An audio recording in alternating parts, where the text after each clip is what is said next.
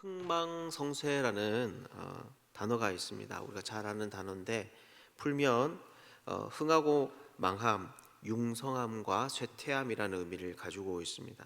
그래서 보통은 한 나라의 역사를 가르칠 때 이런 단어를 사용하기도 합니다. 그래서 한 나라의 역사를 공부할 때 많은 사람들이 이런 상황의 변화를 촉발한 사건을 중심으로 그 역사를 헤아려 봅니다. 왜냐하면 이 세상의 이치가 크게 다르지 않기 때문이죠. 다시 말해서 이러한 역사의 흐름을 변화시킬 사건들을 연구한다면 그건 역시나 오늘날 비슷한 흐름을 살고 있는 현대인들에게도 큰 도움이 될 수 있다는 것입니다. 이것은 오늘 본문에 나오는 이스라엘의 멸망 이야기에게도 동일하게 해당하는 이야기입니다. 왜냐하면 북쪽 이스라엘이 멸망한 그 지점에 남쪽 유다는 여전히 건재하기 때문입니다. 이후로도 100년이나 되는 더 왕조가 지속이 되는 것이지요. 사실 남쪽이나 북쪽이나 왕들의 숫자는 크게 다르지 않습니다. 북쪽은 19명, 남쪽은 20명의 숫자를 나타내는데 큰 숫자의 차이가 없는 거죠. 다만 재위 기간에 차이가 있습니다. 그래서 이런 북이스라엘의 멸망은 남쪽 유다에게 큰 도움이 되었을 것이고, 또한 오늘을 살아가는 우리 현대인들에게도 큰 도움이 될 수 있다라는 것이죠. 그렇다면 북이스라엘은 어떤 이유로 멸망을 하게 되었을까요? 그리고 그것이 가지는 의미는 여러분 어떤 것이 있을까요? 오늘은 그것에 대해서 함께 좀 살펴보도록 하겠습니다. 먼저 오늘 본문은 이스라엘의 멸망 과정에 대해서 설명을 하고 있습니다. 이스라엘은 유다 왕 아하스 제12년에 엘라의 아들 호세아의 시기에 멸망을 합니다. 이 호세아는 그 윗대의 왕들이 그러했듯이 정통적인 여로보암 가문의 사람이 아니라 반란을 통하여서 정권을 잡은 사람입니다. 그 사람이 왕위에 오른 지 9년 만에 아수르에 의해서 북이스라엘이 멸망하게 되는 것이죠. 그런데 오늘 본문을 읽어보면 이 아수르의 점령의 빌미는 침공의 빌미는 바로 이 호세아에게 있다라고 하는 것을 알게 됩니다.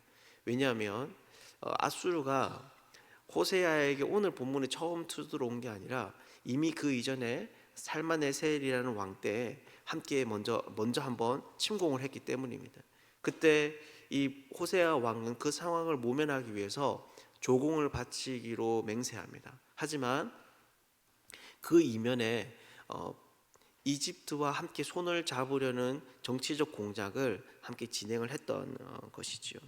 그래서 얼마 지나지 않아 이 북이스라엘의 호세아 왕은 애굽 왕 소에게 예물을 보내어 자기의 편으로 끌어들이려고 합니다. 아수르 왕은 이런 정치적 상황을 보면서 결단을 했던 것이죠. 그래서 이번에는 굉장히 구체적이고도 또 과감한 행위로 이스라엘을 멸망에 이끕니다. 멸망시켜 버립니다. 처음에 쳐들어왔을 때에는 사실 몇 사람을 포로로 잡아가는 것으로 마무리 지었습니다. 그런데 이번에는 그 북이스라엘 왕 호세아를 감옥에 가두는 뿐만이 아니라 온 전역을 다면서 나라를 피폐하게 만들었고 사마리아에 살고 있던 그 백성들을 다시는 고국으로 돌아올 수 없도록 다른 먼 나라로 보내어 버렸습니다. 그리고 오늘 본문에는 없지만 제국에 살고 있던 여러 민족들을 그 이스라엘 백성들이 살던 그 사마리아 땅으로 다시 보내는 그런 일들을 번복해서 아예 이스라엘이라는 나라의 흔적을 지워버리려고 하고 있습니다. 여러분, 그렇다면 왜 이스라엘은 이런 멸망을 당해야 했던 것일까요? 오늘 본문의 7절에서 17절까지는 왜 북이스라엘이 멸망당했는지에 대해서 그 이유에 설명을 하고 있습니다. 우선 첫째는 7절 말씀인데요, 제가 17장 7절 말씀 한번 읽어보겠습니다. 이 일은 이스라엘 자손이 자기를 애굽 땅에서 인도하여 내사 애굽의 왕 바로의 손에서 벗어나게 하신 그 하나님 여호와께 죄를 범하고 또 다른 신들을 경외하며. 아멘. 여러분, 이것이 무슨 말입니까? 여기서 이스라엘 사람들을 애굽 땅에서 인도하여 냈다라고 하는 것은 하나님께서 이스라엘 백성들에게 특별히 베푸신 은혜를 이야기를 합니다. 애굽의 왕 바로의 손에서 그 백성들을 이끌어내신 이가 바로 여호와가 바로 하나님이었던 것이죠. 그런데 이스라엘이 어떻게 한 것입니까? 바로 그 여호와 하나님께 죄를 범했습니다. 다른 신들을 섬기고 하나님께서 쫓아내신 이방 사람들의 규례를 따르고 또 정치적인 목적을 위해서 자신의 신앙을 내용을 바꿔버린 이스라엘의 여러 왕들이 만든 그 율례를 따랐던 것이죠. 그래서 이스라엘 자손들은 점점 더 깊은 우상 숭배로 나아갔습니다. 모든 성읍 곳곳에 산당이 세워졌습니다. 조금 영험해 보이는 산과 골짜기에는 우상들이 놓여져 북이스라엘은 더 이상 여호와를 섬기기보다는 우상으로 가득 찬 나라가 되었던 것이죠. 그래서 이들이 어떻게 되었습니까? 13절을 보면 여호와 하나님은 이런 이스라엘을 가만히 내버려 두지 않았습니다. 자신의 사람들 곧 선지자와 선견자들을 그들에게 보내었던 것이죠. 13절 말씀인데요, 제가 13절 말씀도 한번 읽어드리겠습니다. 여호와께서 각 선지자와 각 선견자를 통하여 이스라엘과 유다에게 지정하여 이르시기를 너희는 돌이켜 너희 악한 길에서 떠나 나의 명령과 율례를 지키되 내가 너희 조상들에게 명령하고 또 내 종 선지자들을 통하여 너희에게 전한 모든 율법대로 행하라 하셨으나. 아멘. 지금 여호와께서 하신 일이 뭐냐 하면 자신의 사람들을 보내어서 이런 북이스라엘 사람들이 다시 돌아오기를, 그들의 조상들에게 명령하고 선지자들을 통해서 하나님이 전한 그 명령과 율례를 지키도록 하나님이 하셨습니다. 그런데 북이스라엘이 어떻게 하는 것입니까? 14절을 보면 그 이야기를 듣지 않습니다. 오히려 목을 더 곳곳이 하고 반항하는 것이죠. 그리고 15절에서 17절을 보면 그들이 한 일이 기록되는데 여호와의 율례와 언약과 말씀을 버리고 허무한 것을 따랐습니다.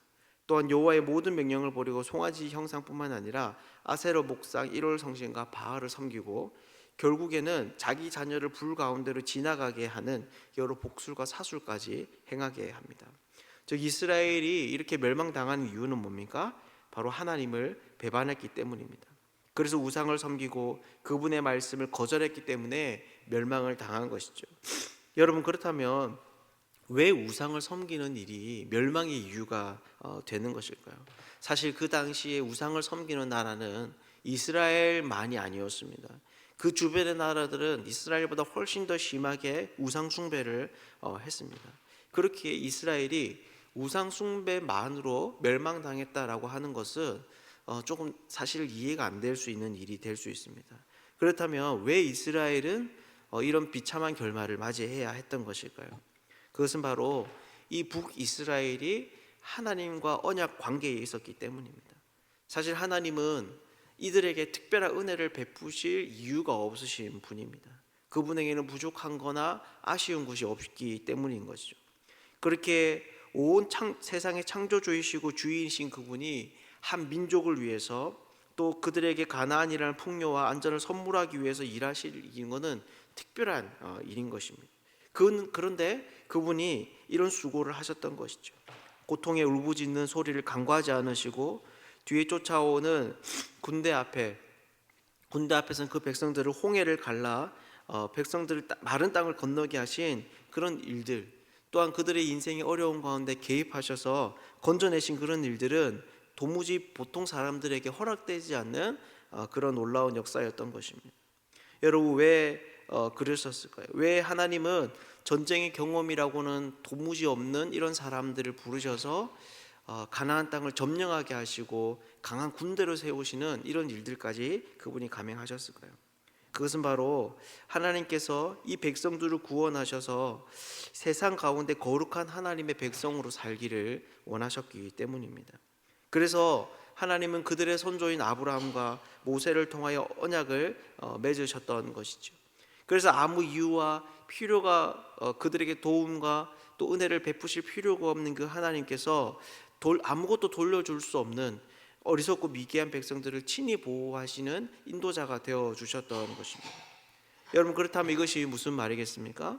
바로 이스라엘의 멸망은 당연한 일이라는 것입니다. 왜냐하면 그들 스스로 이런 하나님과 맺은 그 언약을 파기했기 때문입니다.